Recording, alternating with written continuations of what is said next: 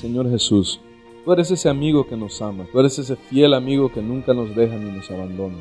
Sé tú hablando, Señor, no recibimos palabra de hombre, sino palabra que sea inspirada por ti, Señor Jesús. Quiero, Señor, que tú seas el deleite de mi vida. Ayúdanos en este día a manifestar tu gloria. Amén.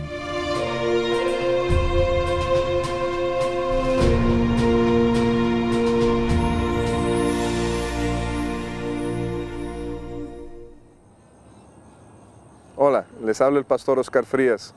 En este día quiero compartir con ustedes uno de los temas más importantes para nosotros, y es ¿quién es Dios? No sé si usted alguna vez se ha preguntado, ¿quién es verdaderamente Dios? Bueno, la respuesta, muchos piensan, es simplemente el área de los teólogos y de las grandes mentes, pero en este día vamos a, con la gracia de Dios, a hablar acerca de ese gran tema, esa profundidad de quién es Dios, de una manera sencilla pero profunda.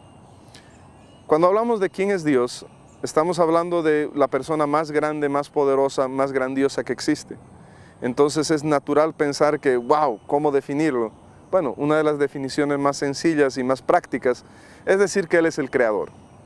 Cuando nos referimos a creador, estamos por ende diciendo que todo esto es creación de Él, todo esto ha sido creado por Él. Pero cuando nosotros pensamos en la palabra creación, estamos pensando también en la palabra origen. En otras palabras, Él es el origen de todo lo que existe. El filósofo Descartes una vez dijo, pienso, luego existo.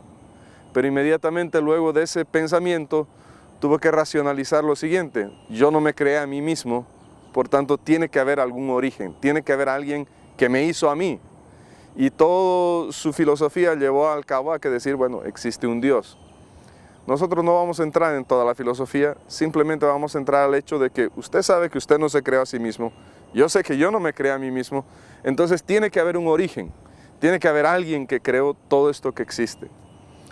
Cuando decimos que Él es el creador, entonces tenemos un pequeño problema.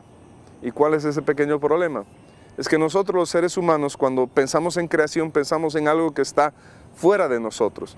Creación, algo que existe en sí mismo. Por ejemplo, cuando Steve Jobs crea el iPhone, yo puedo tener un iPhone y Steve Jobs puede morir y el iPhone que yo tengo continúa. Esa es una creación humana. Entonces muchas personas, cuando piensan en Dios como el creador, piensan en un creador que hizo el universo, hizo los cielos y la tierra, sí, muy lindo, o puso las fuerzas en movimiento, como algunos dicen, y luego simplemente desapareció de la película. Simplemente creó y está mirando desde lejos, como quien dice. Y eso es una manera muy humana de pensar acerca de lo que es la creación. Pero en cierta manera yo quiero retarlo a usted a que piense de la creación de otra manera. Por ejemplo, imagínese en este momento, no este campo verde tan lindo, imagínese una montaña muy grande, con mucha nieve, todo está helado, si usted quiere puede ponerle al abominable hombre de las nieves ahí, al Yeti, lo que usted quiera, puede poner unas nubes, un frío tremendo, un viento poderoso, grandes cosas. ¿Listo? ¿Ya se lo imaginó? Ok, usted acaba de haber creado un mundo. Usted creó una montaña con nieve, con viento, con un abominable hombre de las nieves y con todo lo demás que usted se imaginó en ese momento, usted lo creó. Está en su mente, eso es su creación. Cuando usted dejó de pensar en esa creación, ¿qué pasó con esa creación? Dejó de existir. Esa es la magnitud cuando nosotros nos referimos a Dios como creador. Dios no solamente creó la creación, Él la sustenta. En otras palabras, esta creación es una creación interna, no es una creación externa de Dios.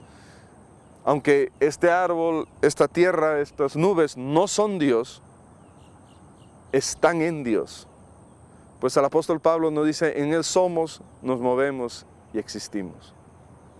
Amados hermanos, cuando nosotros pensamos en la palabra creador, estamos hablando de la persona que mantiene y sostiene toda la creación, como cuando usted y yo nos imaginamos esa montaña, y en el momento de dejar de pensar en esa montaña dejó de existir. Mas mientras nosotros pensábamos en esa montaña existía. A eso nos referimos cuando decimos que Dios es el creador, que Dios es el origen. Por tanto, Eso nos lleva a una conclusión muy interesante, de que usted en ese mundo podía haber hecho que el viento sea fuerte, sea débil, se caigan, hayan avalanchas, no hayan avalanchas. Todo eso estaba dependiente de su voluntad. ¿Por qué? Porque usted era el creador, porque usted era el origen de esa imaginación o de esa, entre comillas, creación. De igual manera, nosotros creemos que el origen, que Dios es todopoderoso. Él tiene todo el poder para cambiar las leyes de la naturaleza, para hacerlas de nuevo, para crear mundos, para destruir mundos, para hacer básicamente lo que Él quiera. También creemos que Él es, por ende, omnipresente, que está en todo lugar, que Él está acá como está donde usted está. No necesita tiempo, Él no necesita espacio, Él está en todo lugar. Así como cuando usted se imaginó esa montaña, usted no necesitaba estar físicamente o pensar detenidamente en cada aspecto de esa montaña. Usted simplemente hizo la montaña, sabía cómo era la montaña, estaba en completo conocimiento de dónde estaba la montaña y no había ninguna parte de la montaña en la cual usted no pueda estar. Eso es que Dios es omnipresente o está presente en todo lugar. Al mismo tiempo, como lo habíamos dicho, Él es omnisciente, Él lo sabe todo. No había nada que lo sorprenda cuando usted se imaginó en esa montaña, cuando usted se imaginó esa tormenta, o si se imaginó el abominable hombre de las nieves. Eso no lo sorprendió a usted. Eso no fue un susto, eso no fue algo que usted dijo, wow, aquí hay un abominable hombre de las nieves. ¿Por qué? Porque usted es el creador de ese mundo en su imaginación. De igual manera, a Dios no lo sorprende la maldad humana, no lo sorprende el enemigo, no lo sorprende el abominable hombre de las nieves que existe en este mundo. Dios es todopoderoso y Dios sabía perfectamente todo lo que va a pasar. Ese es el Dios que servimos y ese es el Dios de quien yo te quiero hablar. El Dios creador, el Dios origen, el Dios que sustenta todo lo que existe. Y en el momento en que Él deja de ser, todo lo demás deja de ser. A eso es a lo que Él se refiere cuando Moisés le pregunta en la zarza y le dice, ¿qué le diré al pueblo de Israel? Cuando me pregunten, ¿cuál es el nombre de Dios? ¿Qué les voy a decir? Y Dios le responde a Moisés y le dice unas palabras un poco extrañas y le dice, yo soy. Irás al pueblo de Israel, yo soy, me envió. Uno diría, yo soy, ¿a qué se refiere? ¿Yo soy qué? Bueno, yo soy el que soy. En otras palabras, nuestro Señor nos está diciendo claramente que Él es el único que verdaderamente existe. Al ser el origen, Él no tiene quien lo originó a Él.